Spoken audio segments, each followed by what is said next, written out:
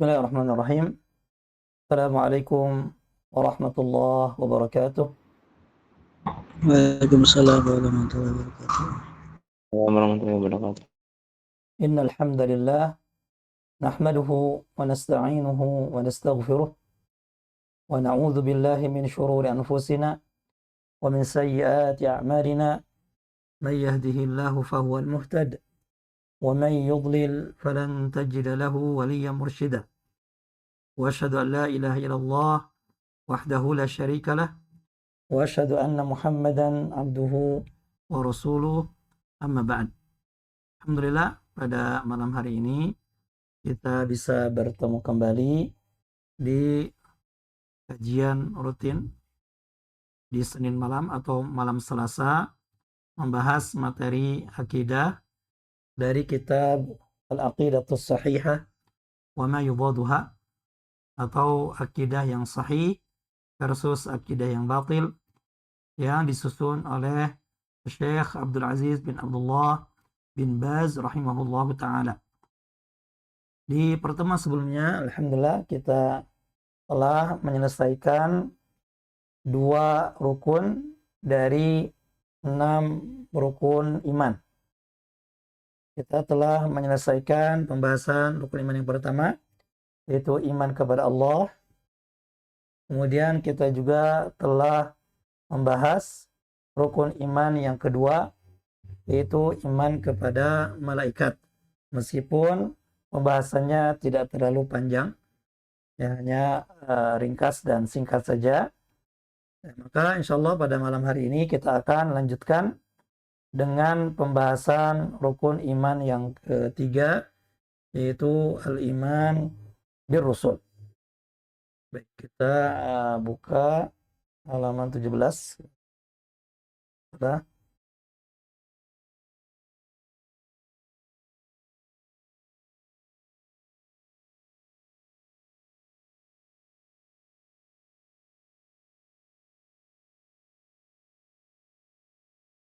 Baik. Ya, sudah kelihatan bukunya? Sudah, alhamdulillah. Baik, tafadhal. Siapa yang mau baca?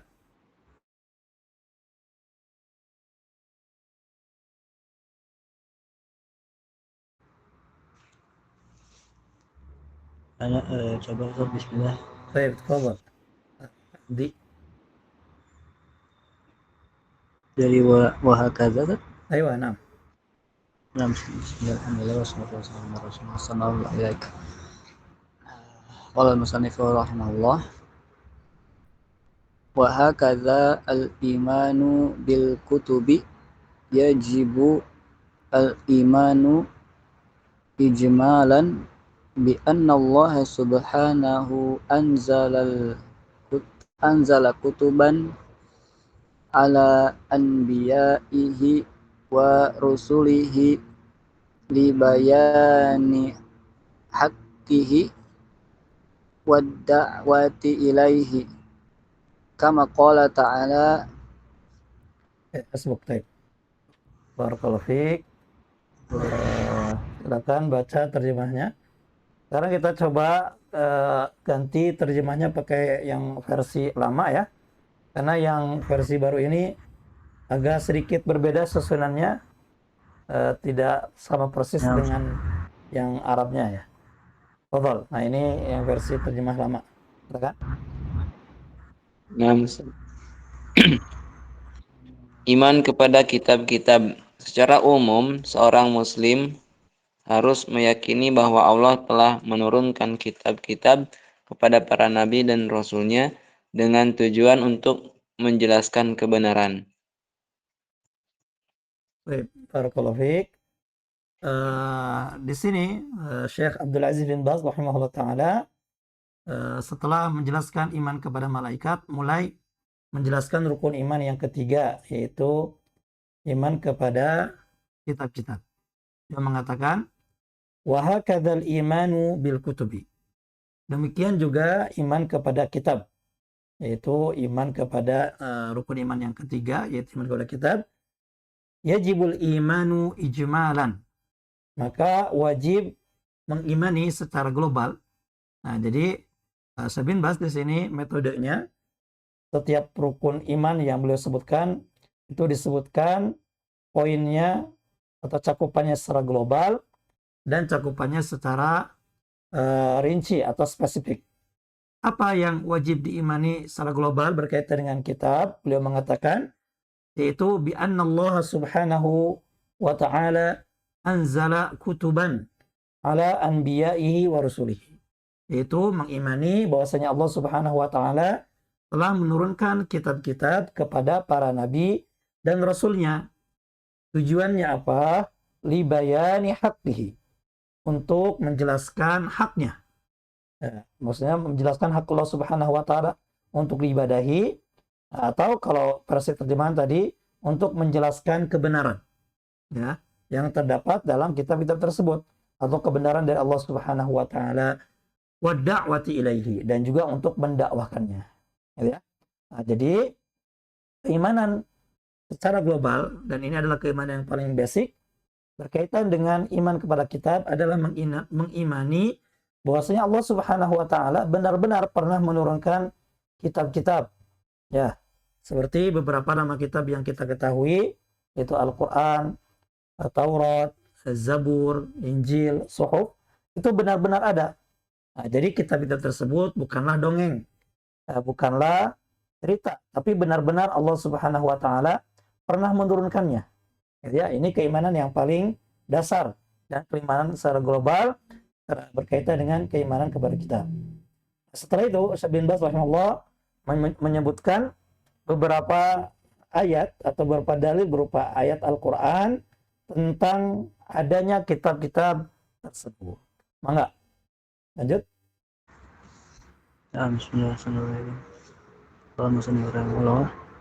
Kama qala ta'ala laqad arsalna rusulana bil bayyinati wa anzalna ma'ahumul kitaba wal mizana liyaquman nasu bil qisti. Al-ayah. Wa qala ta'ala kana an-nasu ummatan wahidatan faba'atsallahu an-nabiyyina mubashshirina wa munzirina wa anzala ma'ahumul kitaba bil haqqi liyahkuma bainan nasi fima ikhtalafu fihi. Al-ayah. Mumtaz. Hasbuk, barakallahu fiik. Silakan terjemahnya. Bismillah. Allah berfirman, sesungguhnya kami telah mengutus rasul-rasul kami dengan membawa bukti-bukti yang nyata, dan telah kami turunkan bersama mereka Alkitab dan neraca atau keadilan, supaya manusia dapat melaksanakan keadilan itu. Al-Hadid ayat 25.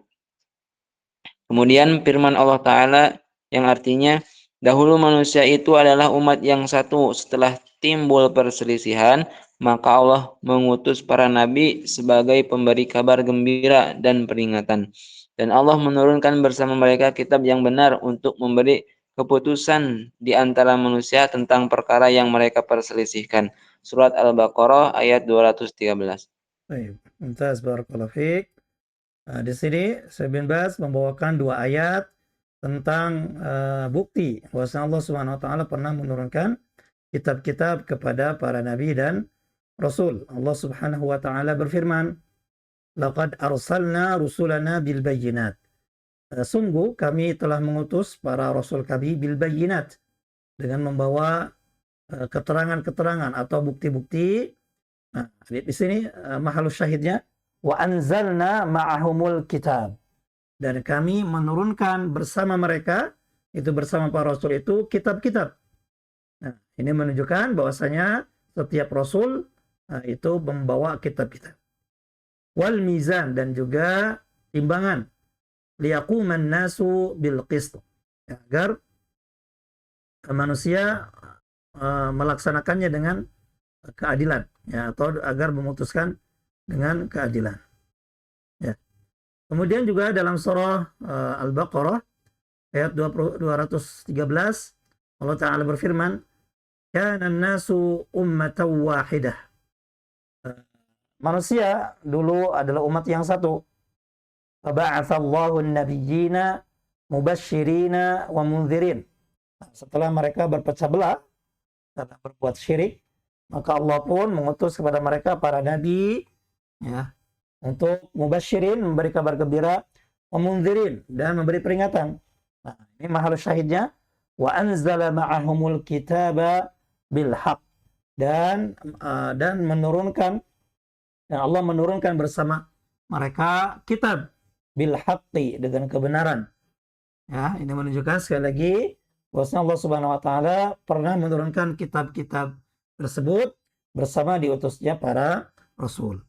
Liyahkuma bainan nasi fi makhtalafu fi, agar Allah memutuskan di antara manusia itu, ya, pada perkara apa yang mereka perselisihkan, gitu ya. Ya. Nah, ini jadi dalam dua ayat ini dengan tegas bahwasanya Allah Subhanahu wa taala benar-benar menurunkan kitab, ya, bersama para rasul. Nah, oleh karena itu sebagian ulama meringkas ketiga rukun iman ini menjadi tiga, ya. Yaitu yang pertama tauhid atau iman kepada Allah, gitu ya. Kemudian yang kedua risalah atau nubuwah. Kemudian yang ketiga ma'ad, gitu ya. Seperti itu. Nah, adapun rukun iman yang lainnya itu mengikuti rukun iman yang tiga ini, gitu ya. Jadi iman kepada Allah itu sudah mencakup malaikat, dan juga atau malaikat, takdir, itu sudah mencakup di sana. Kemudian iman kepada nubuwah dan risalah, ini tercakup di dalamnya iman kepada kitab. Nah, karena malaikat, kitab, dan risalah ini saling berkesinambungan, saling berkaitan. Nah, malaikat ini datang membawa wahyu kepada para nabi melalui kitab-kitab tersebut. Kemudian juga al-ma'ad. Al-ma'ad itu hari kiamat atau hari kebangkitan, ya. Baik, kemudian setelah itu Syekh bin Baz rahimahullah menjelaskan rukun iman kepada kitab ini secara rinci. Jadi apa rincian rukun iman kepada kitab yang wajib kita imani? Maka Bismillahirrahmanirrahim. Wa nu'minu ala sabilit tafsili bima sammallahu minha kat-taurati wal injili waz zaburi wal qur'ani. Maksud ya, terus. wal qur'anu huwa afdaluha wa khatamuha wa huwal muhaiminu wal musaddiqu laha wa huwa alladhi yajibu ala jami'il ummati ittiba'uhu wa tahkimuhu ma'a ma sohat bihi Sunnatu. sunnatu an Rasulillahi sallallahu alaihi wasallam li'anna Allah subhanahu ba'atha rasulahu Muhammadan sallallahu alaihi wasallam rasulan ila jami'is saqalaini wa anzala alaihi hadzal qur'ana liyahkuma bihi bainahum wa ja'alahu shifaan lima fis suduri wa tibyanan likulli syai'in wa hudan wa rahmatan lil mu'minina kama qala ta'ala. Mumtaz, barakallahu fiik. Baik, silakan baca terjemahnya. Bismillah. Selanjutnya, secara khusus seorang muslim harus meyakini kitab-kitab yang nama-namanya telah diberitakan oleh Allah kepada manusia, seperti Taurat, Injil, Zabur, dan Al-Quran. Kitab Al-Quran adalah kitab yang paling utama di antara kitab-kitab lainnya. Al-Quran merupakan penutup, pemelihara, dan pembenaran terhadap kitab-kitab lainnya. Al-Quran itulah yang harus diikuti oleh seluruh umat manusia di dunia ini Allah menurunkan Al-Quran kepada Muhammad Rasulullah untuk dijadikan sumber hukum bagi seluruh manusia. Di samping sebagai penyejuk dan penyembuh hati, sebagai penerang atas segala masalah, serta sebagai petunjuk dan rahmat untuk semesta alam. Baik, barakallahu fiik. Baik. Kemudian Syekh bin Baz rahimahullah menjelaskan poin yang harus kita imani berkaitan dengan iman kepada kitab yang rinci. Yaitu apa? Beliau mengatakan, wa nu'minu ala sabili tafsiri bima sammallahu minha. Dan kita mengimani secara rinci terhadap kitab-kitab yang Allah sebutkan. Di antaranya. Di antaranya apa? Yaitu yang disebutkan dalam Al-Quran Kat-Taurah. Seperti kitab Taurat. Itu kitab yang diturunkan Allah Subhanahu wa taala kepada Nabi Musa alaihissalam. Kemudian wal Injil, dan juga kitab Injil, yaitu kitab yang diturunkan oleh Allah Subhanahu wa taala kepada Nabi Isa alaihissalam. Waz Zabur, dan kitab Zabur, yaitu kitab yang diberikan kepada Nabi Daud alaihissalam. Wal Quran, dan Al-Quran, yaitu kitab yang diturunkan oleh Allah Subhanahu wa taala kepada Nabi Muhammad sallallahu alaihi wasallam. Gitu ya. Nah, ini sama seperti rukun iman kepada malaikat, di mana ada nama malaikat yang Allah sebutkan, ya, seperti Jibril, Mikail, ya, Malik, dan yang lainnya. Dan juga ada malaikat yang tidak disebutkan. Maka sama dengan kitab pun seperti itu. Jadi hanya 5 atau 4 kitab inilah yang Allah Subhanahu wa taala sebutkan di dalam Al-Qur'an. Dan satu lagi itu suhuf. Ya, suhuf ini juga termasuk kitab, namun suhuf ini tidak sebanyak kitab, ya, karena suhuf itu hanya lembaran-lembaran saja. Baik. Kemudian setelah itu Syekh bin Baz rahimahullah taala menyebutkan atau menjelaskan tentang Al-Qur'an yang memiliki keistimewaan atau kelebihan dibanding daripada kitab-kitab yang lain. Beliau mengatakan, wal Qur'anu huwa afdaluha wa khatamuha. Dan Al-Quran adalah yang paling afdal, yang paling utama, paling mulia, dan juga penutup kitab-kitab tersebut. Ya. Jadi tidak ada kitab yang Allah Subhanahu wa taala turunkan lagi setelah Al-Quran. Karena kitab Al-Quran ini, kata Syekh di sini, wa huwal muhaiminu wal musaddiqu laha. Al-Quran ini berfungsi sebagai al-muhaimin, pemelihara. Jadi pemelihara apa yang benar, ya, yang ada dalam kitab-kitab sebelumnya. Wal musaddiqu laha, sekaligus pembenar apa yang disebutkan berupa kebaikan, perintah bertauhid yang ada dalam kitab-kitab sebelumnya. Gitu ya. Nah, jadi Al-Quran sudah mengakomodir, ya, sudah meringkas apa yang terdapat dalam kitab-kitab sebelumnya. Gitu ya. Sehingga apa konsekuensinya? Kata Syekh bin Baz, wa huwa alladhi yajibu ala jami'il ummati ittiba'uha. Dan Al-Quran ini adalah kitab yang wajib diikuti oleh seluruh umat. Ya, oleh seluruh umat. Ya, jadi tidak boleh bagi umat, baik umat dakwah itu adalah mencakup seluruh manusia dan jin, baik yang kafir maupun muslim, atau maupun umat istijabah, yaitu umat yang mengikuti ajakan Nabi, yaitu umat Islam. Itu wajib mengikuti Al-Quran ini. Ya. Bahkan mereka yang mengklaim mengikuti nabi-nabi mereka, seperti orang-orang Nasrani yang mengklaim mengikuti Nabi Isa alaihissalam, atau orang Yahudi yang mengklaim mengikuti Nabi Musa alaihissalam, setelah diturunkan Al-Quran ini tidak boleh bagi mereka melainkan wajib mengikuti Al-Quran. Gitu ya, seperti itu. Bahkan Nabi SAW pernah menegur salah seorang sahabatnya, itu Umar bin Khattab radhiyallahu anhu, ketika beliau membaca kitab Taurat. Gitu ya, seperti itu. Dikhawatirkan terkena syubhat yang ada dalam kitab tersebut. Baik. Kemudian watahkimuhu, dan menjadikannya sebagai hakim atau menggunakannya sebagai pegangan hukum, ya. ma'a ma sahhat bihi sunnatu an Rasulillah sallallahu alaihi wasallam. Ya, selain mengikuti Al-Quran, juga mengikuti sunnah-sunnah Rasulullah sallallahu alaihi wasallam yang sahih. Nah, karena sunnah Rasulullah sallallahu alaihi wasallam juga fungsinya sama dengan Al-Quran. Sebagaimana sabda Nabi sallallahu alaihi wasallam, "Inni utitul Quran wa mithluhu ma'hu."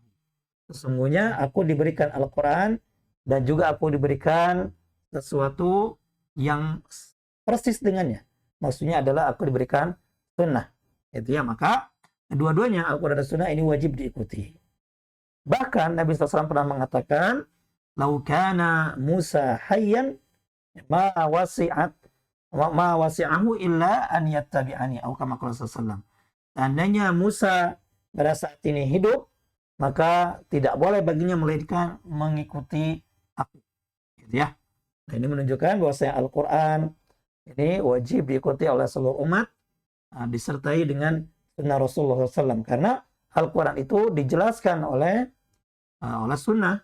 Itu kita tidak akan memahami rincian-rincian ibadah, muamalah, ya, kalau kita tidak mengikuti sunnah Rasulullah SAW. Karena kata Ibn Baz, "Li'anna Allah Subhanahu wa ta'ala ba'atha rasulahu Muhammadan sallallahu alaihi wasallam rasulan ila jami'i tsaqalain." Karena Allah Subhanahu wa taala mengutus rasulnya Muhammad sallallahu alaihi wasallam sebagai rasul kepada seluruh jin dan manusia, tsaqalain. Ya. Bagaimana firman Allah Subhanahu wa taala, "Inni rasulullahi ilaikum jami'an." Sesungguhnya ya, aku adalah rasul bagi kalian semua. Gitu ya. Wa ma arsalnaka illa kafatan linnas. Dan kami tidaklah mengutus engkau melainkan kepada seluruh manusia. Gitu ya, seperti itu. Baik, kemudian apa fungsi dari Al-Quran ini? Atau hikmah diturunkannya Al-Quran? Ibn Baz menjelaskan, "Wa anzala alaihi hadzal Qur'an liyahkuma bihi bainahum." Dan Allah Subhanahu wa taala menurunkan Al-Quran ini agar beliau Rasulullah SAW menghukumi manusia atau menjadikan Quran ini sebagai hukum di antara manusia. Ya, menghukum manusia dengan Al-Quran ini. Ya, seperti itu. Kemudian juga hikmahnya adalah wa ja'alahu syifaan lima fis sudur. Dan juga Allah Subhanahu wa taala jadikan ya, Al-Quran ini sebagai obat, ya, sebagai penyembuh untuk penyakit yang ada dalam jiwa atau dalam dada. Ya. Kemudian yang berikutnya, wa tibyanan likulli syai'in. Juga sebagai penjelas ya, terhadap segala sesuatu. Kemudian wahudan wa rahmatan lil mu'minin. Dan juga sebagai petunjuk dan rahmat bagi orang-orang yang beriman. Jadi itu fungsi diturunkannya Al-Quran, yaitu sebagai pedoman hukum di antara manusia, kemudian sebagai obat ya penyakit yang ada dalam hati, gitu ya. Kemudian ketiga, penjelasan atas atau untuk segala sesuatu, lalu sebagai petunjuk dan rahmat bagi orang-orang yang beriman. Nah, ini sebagaimana dijelaskan dalam beberapa ayat berikut ini. Di antaranya, silakan lanjut.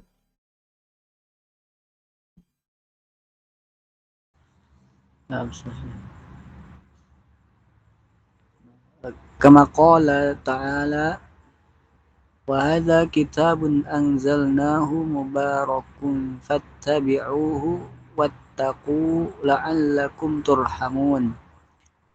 Wa qala subhanahu, wa nazzalna 'alaikal kitaba tibyanan likulli syai'in wa hudaw wa rahmatan wa busyra lil muslimin. Wa qala ta'ala, qul ya ayyuhan nasu inni rasulullahi ilaikum jami'an alladzi lahu mulkus samawati wal ardi la ilaha illa huwa yuhyi wa yumitu فآمنوا بالله ورسوله النبي الأمي الذي يؤمن بالله وكلماته واتبعوه لعلكم تهتدون. Baik. Baik. Ini tambah sedikit lagi. Wal ayatu fi hadzal ma'na. والآية في هذا المعنى كثيرة. Ya, barakallahu fiik. Cukup. هذا Silakan sekarang terjemahnya.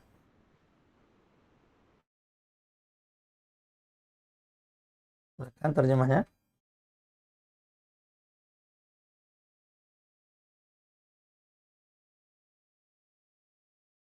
Silakan. sama.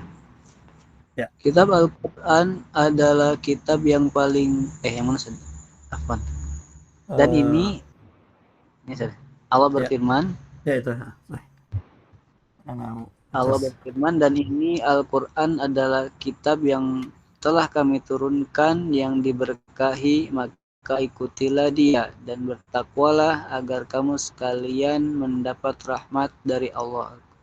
Surah Al-An'am ayat 195. Firman Allah yang artinya, dan kami turunkan kepadamu Alkitab Al-Quran untuk menjelaskan segala sesuatu dan petunjuk serta rahmat dan kabar gembira bagi orang-orang yang berserah diri. An-Nahl ayat 89. Baik, terus.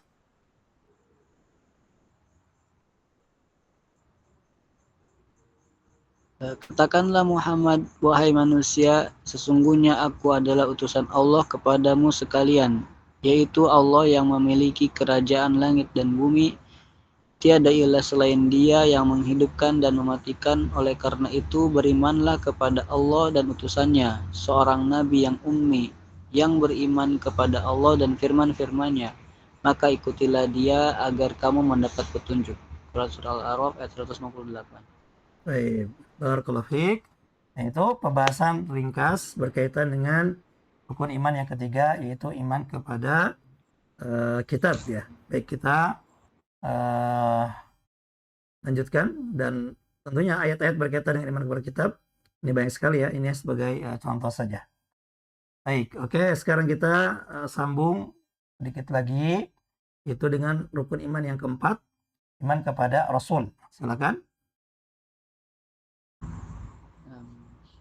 Baik.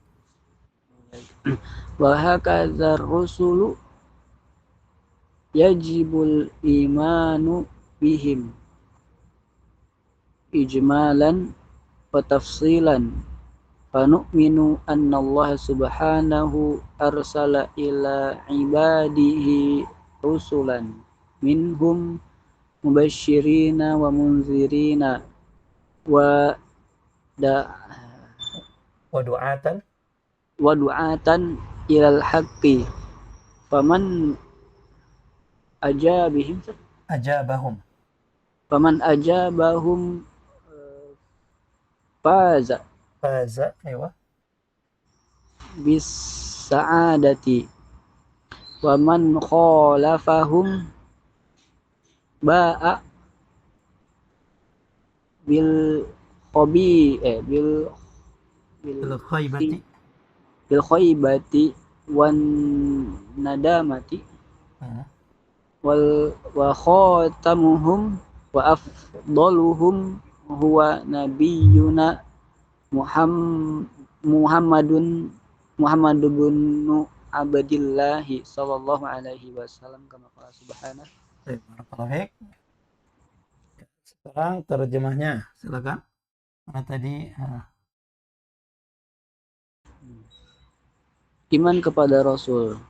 Secara umum, setiap muslim harus beriman bahwa Allah Subhanahu wa taala telah mengutus kepada hamba-hambanya beberapa rasul dari jenis mereka sendiri untuk menyampaikan kabar gembira dan pemberi peringatan. Mereka itulah para dai kebenaran yang hakiki. Maka barang siapa yang menyambut ajakannya, dia akan berhasil mencapai puncak kebahagiaan.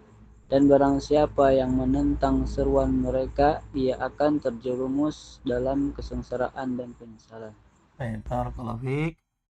Nah, kemudian di sini Ibnu Baz rahimahullah membahas secara ringkas rukun iman yang keempat, yaitu iman kepada Rasul.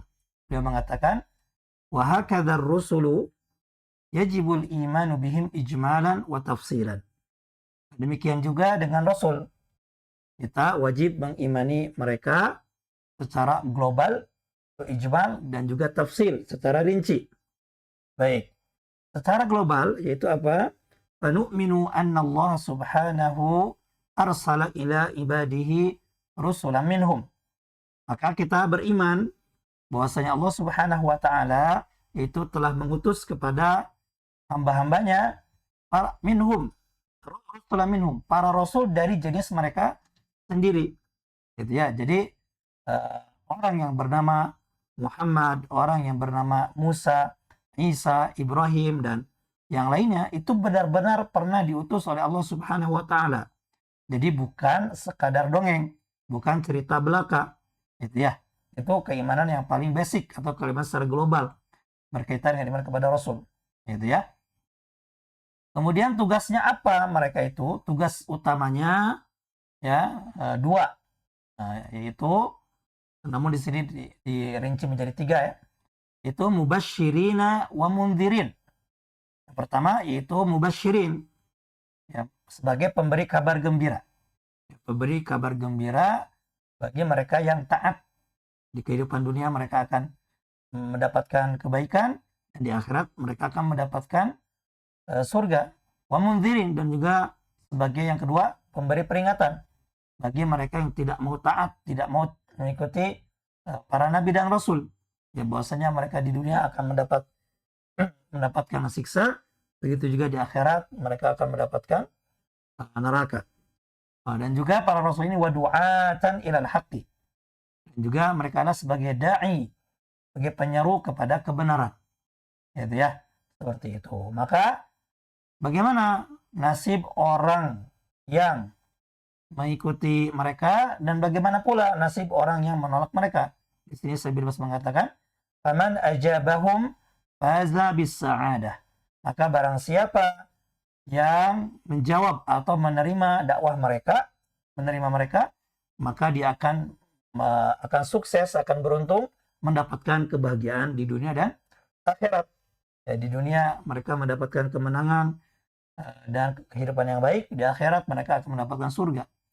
Wa man khalafahum ba'a bil khaybati wan nadamah.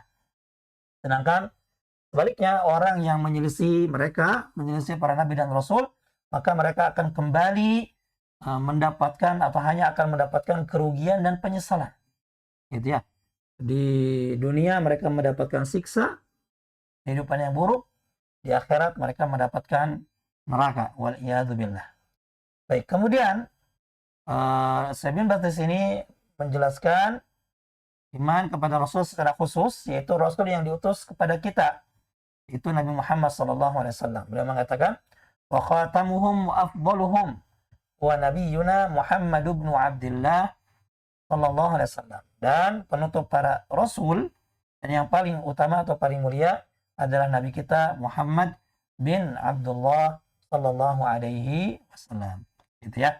Seperti itu. Karena di antara poin iman kepada Rasul adalah beriman kepada Rasul yang diutus kepada kita. Itu Nabi Muhammad sallallahu alaihi wasallam. Gitu ya. Baik. Jadi secara itu ya tentang Nabi Muhammad sallallahu alaihi wasallam. Baik, di sini Syekh bin Baz menyebutkan beberapa dalil tentang bukti diutusnya para rasul. Silakan. Boleh bergantian ya.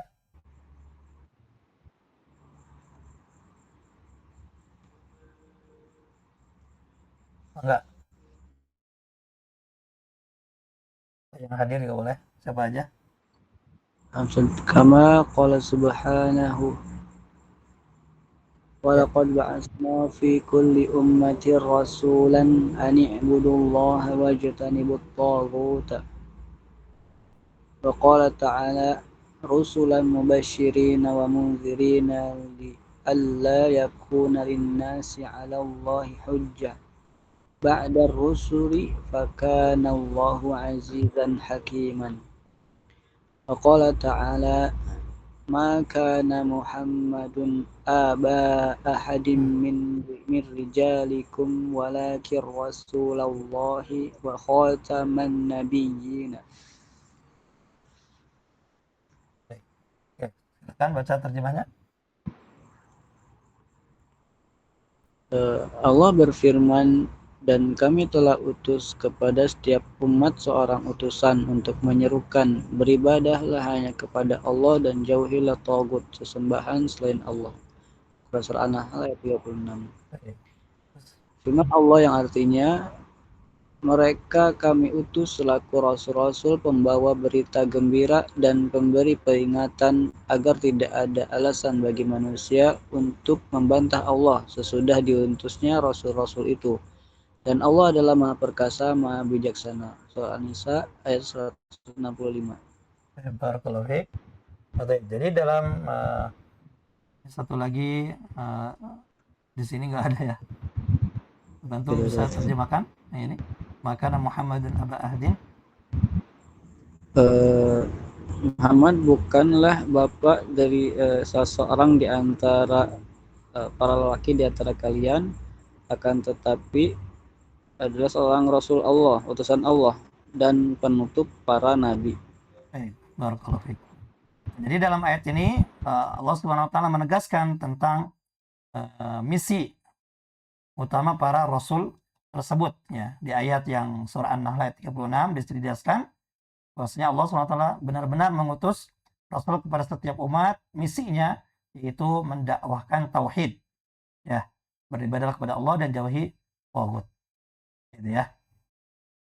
Makanya ini adalah inti dakwah para nabi dan rasul. Nabi SAW pernah mengatakan, nahnu ma'asyal anbiya ikhwatun li'allatin wa dinuhum wahid. Kami itu adalah, para nabi itu ada bersaudara, ya, namun beda ibu, ya. Satu bapak namun beda ibu, gitu ya. Namun agama kami sama. Dan juga di surah An-Nisa ayat 165 Allah berfirman, Rasulullah mubasysyirin wa mundhirin. Rasul yang diutus itu tugasnya sebagai pembawa kabar gembira dan peringatan. Agar apa? Nanti di akhirat, la'alla yakuna linnasi 'ala Allahi hujjatun ba'da rusul. Agar nanti manusia tidak lagi punya alasan di hadapan Allah Subhanahu wa taala setelah diutusnya rasul. Gitu ya. Hanya manusia nanti di akhirat yang sudah mendapatkan dakwah rasul namun mereka tidak mengikuti rasul tersebut, mereka tidak punya lagi alasan.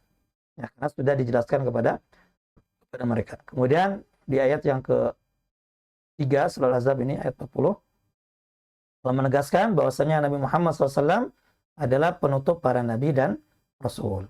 Baik, nah sekarang beriman kepada rasul secara rinci.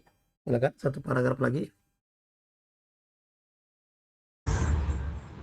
Waman Ya. Waman samallahu minhum aw sabat an Rasulillahi sallallahu alaihi wasallam tasmiyatuhu amana bihi Amanna bihi ala sabili tafsili wa ta'yini kanuhin Aywa. wa hudin wa salihin wa ibrahima Aywa. wa ghairihim Aywa. sallallahu sallama alaihim wa ala alihim wa atba'ihim. Baik, barakallahu fiik. Akan baca terjemahnya. Secara khusus, setiap muslim harus meyakini rasul-rasul yang namanya telah diberitakan dalam Al-Quran yang dijelaskan oleh Rasulullah SAW. Di antara nabi-nabi itu adalah Nuh, Hud, Saleh, Ibrahim, dan Nabi Muhammad SAW sebagai nabi terakhir. Kepada para nabi itu kita haturkan sholawat dan semurni-murninya salam. Baik. Ternyata di sini. Baik. Ya. Nabi yang paling utama. Nabi yang paling utama di antara para nabi adalah Nabi Muhammad SAW. Dia adalah penutup para nabi.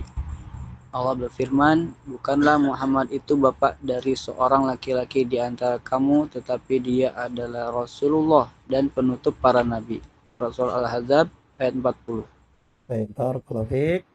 Nah, kemudian di sini Syekh bin Baz rahimahullah menjelaskan tentang poin kedua dari iman kepada Rasul, yaitu secara rinci waman sammallahu minhum, dan seorang mukmin wajib mengimani secara rinci terhadap rasul-rasul yang Allah sebutkan namanya di antara mereka. Uthabata an Rasulullah sallallahu alaihi wasallam, atau telah tetap ya riwayat yang sahih dari Rasulullah sallam tasmiyatuhu, namanya aman nabihi ala sabili tafsili wa ta'yin. Maka kita mengimaninya secara rinci dan secara ain, secara individunya. Seperti siapa yang disebutkan namanya itu? Nuhin, seperti Nabi Nuh alaihissalam. Bahkan Nabi Nuh alaihissalam ini dalam Al-Quran menjadi salah satu surah, ya, salah satu surah dalam Al-Quran. Wahudin, begitu juga Nabi Hud alaihissalam. Ini juga bahkan ada surah khusus tentang Nabi Hud. Wasaleh, Nabi Saleh alaihissalam, ya. Ini yang kisahnya di antara disebutkan dalam surah Hud. Kemudian wa Ibrahim, dan juga Nabi Ibrahim alaihissalam, yang juga nama beliau ini menjadi salah satu nama surah dalam Al-Quran. Wa ghairihim, dan nama nabi-nabi yang lainnya. Terutama nabi-nabi yang disebutkan namanya dalam Al-Quran, ya, ada 25 gitu ya, yang disebutkan dalam Al-Quran. Selain itu, selain 25 nabi dan rasul yang disebutkan dalam Al-Quran, beberapa di antaranya juga ada yang disebutkan dalam athar. Ya, dalam athar, seperti misalkan Nabi Khadir, ya, yang kisahnya disebutkan dalam surah Al-Kahfi, ya, disebutkan kisahnya namun tidak disebutkan namanya. Kemudian juga ada Nabi Yusha bin Nun, gitu ya, muridnya Nabi Musa alaihissalam. Nah, itu juga disebutkan kisahnya dalam Al-Quran, diantaranya adalah dalam surah Al-Kahfi itu. Jadi pemuda yang menemani Nabi Musa alaihissalam dalam surah Al-Kahfi itu adalah Nabi Yusha bin Nun. Kemudian dan nabi-nabi yang lainnya kita imani secara rinci, gitu ya, seperti itu. Baik, kemudian di sini tidak dijelaskan perbedaan antara nabi dan rasul. Ya. Sebagian ulama menyebutkan bahwasanya perbedaan antara nabi dan rasul adalah bahwasanya rasul itu membawa syariat baru, sedangkan nabi itu tidak membawa syariat baru. Nabi itu biasanya melanjutkan risalah rasul sebelumnya. Ya, seperti misalkan Nabi Yusha bin Nun itu tidak membawa risalah baru. Beliau meneruskan risalahnya Nabi Musa alaihissalam. Bagian ulama juga mengatakan perbedaan antara Rasul dan Nabi adalah kalau Nabi itu diberi wahyu, namun tidak disuruh untuk menyampaikannya. Ya, seperti ketika Nabi SAW mendapatkan wahyu, Iqra bismi rabbikal ladzi khalaq, itu tidak ada perintah untuk menyampaikannya. Sedangkan Rasul itu adalah orang yang diberi wahyu dan diperintahkan untuk menyampaikannya kepada manusia. Makanya Nabi SAW pun itu diangkat menjadi Rasul ketika diturunkan ayat surah Al-Mudaththir, Qum fa'anzir. Ya, berdirilah dan berilah peringatan. Jadi ya, itu beberapa catatan berkaitan dengan perbedaan Nabi dan Rasul. Sehingga dengan demikian, itu perbedaan antara Nabi dan Rasul itu adalah bahwasanya setiap Rasul pasti Nabi, tapi tidak semua Nabi itu Rasul. Rasul lebih banyak daripada Nabi, itu lebih banyak daripada Rasul, dengan Rasul lebih sedikit daripada Nabi, gitu ya. Orang Rasul pasti dia Nabi, tapi tidak setiap Nabi dia Rasul, gitu ya. Dan tentunya banyak sekali pembahasan yang tidak kita sebutkan di sini, ya, berkaitan dengan iman kepada kitab, juga iman kepada Rasul, itu ya. Namun ini segini juga insya Allah cukup ya. Di antara hikmahnya yang bisa kita ambil dengan diturunkannya kitab-kitab dan dituliskan para Rasul adalah kita dapat mengetahui besarnya perhatian Allah Subhanahu wa taala kepada kita, yaitu kita diciptakan dan tidak dibiarkan. Namun Allah Subhanahu wa taala mengutus kepada kita Rasul, menurunkan kepada kita kitab-kitab agar kita dibimbing dalam mengarungi hidup ini.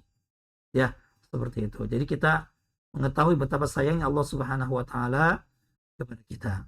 Kemudian juga dengan diutusnya para rasul dan juga para nabi, juga diturunkan kitab-kitab, kita bisa mengetahui bahwasanya syariat itu ya sesuai dengan kondisi dan juga waktu tertentu gitu ya. Seperti itu. Nah, kemudian juga kita mengetahui bahwasanya ajaran para nabi dan rasul itu intinya sama, itu mengajak manusia agar hanya beribadah kepada Allah Subhanahu wa taala dan menjauhi sembahan selain Allah Subhanahu wa taala. Baik. Barangkali itu saja kelas atau kajian kita pada malam hari ini. Semoga bermanfaat. Jadi malam ini kita telah membahas 2 rukun iman, itu iman kepada kitab dan iman kepada kitab dan iman kepada Rasul. Semoga menambah keimanan kita kepada 2 poin tersebut. Baik, itu saja. Semoga bermanfaat. Insyaallah di pertemuan berikutnya kita akan melanjutkan dengan rukun iman yang ke-5, yaitu iman kepada hari akhir. Baik, kita tutup dengan kafaratul majlis. Subhanaka Allahumma wa bihamdik, asyhadu an la ilaha illa anta, astaghfiruka wa atubu ilaik.